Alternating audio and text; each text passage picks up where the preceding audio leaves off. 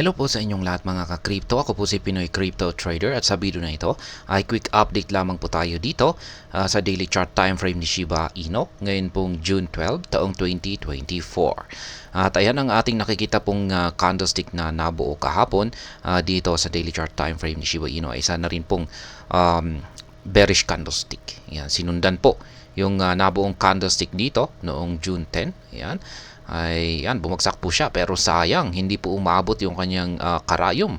Maski yung kanyang karayom man lang ay hindi po umabot sa ating nakaabang rito na buy pending order dito po sa support line na 40 digits 2081. Ayan, pero wag po tayong mag-alala kasi sa tingin ko po ay marami pang pagkakataon. Malamang sa mga paparating na araw ay babanggain po talaga niya ito. Solid po niyang babanggain ito sapagkat napaka-bearish pa rin po yung ating mga signal dito sa ating dalawang indicators dito.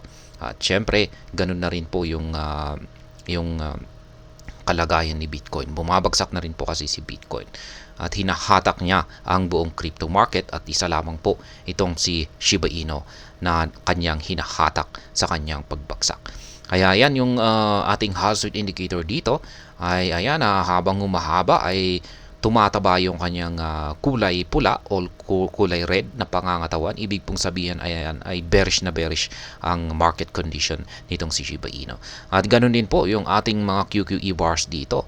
Kulay red na habang nabubuo ay or nagkakaroon ng QQE bar formation dito ay palaki ng palaki yung mga sukat nito. Ay ibig sabihin ay downtrend pa rin ang kalagayan nitong si Shiba Inu.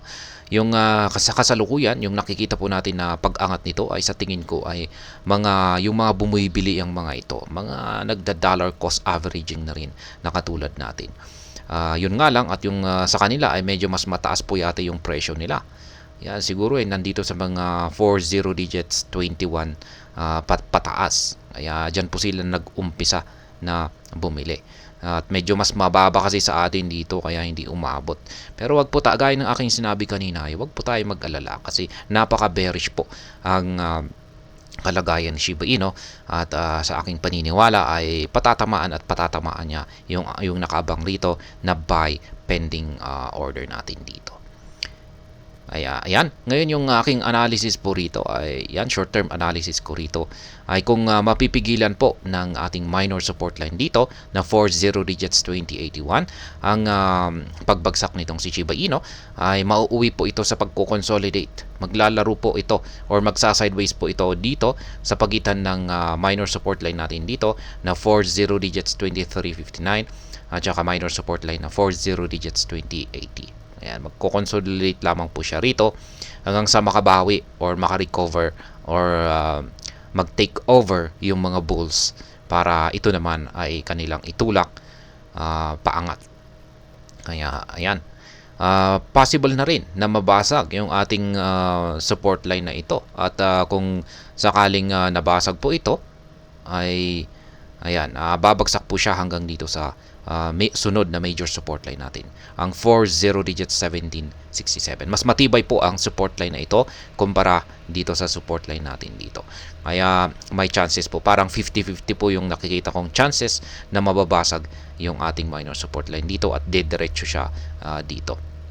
Kaya yan po ang aking technical analysis update dito kay Shiba Inu. At yan pong muli yung aking mga live spot trading positions dito kay Shiba Inu. Wala po tayong na-trigger na mga live spot trading positions dito. Pero kay Bitcoin meron po, nakabili po tayo ng isa. Ayan, isa sa kanyang support.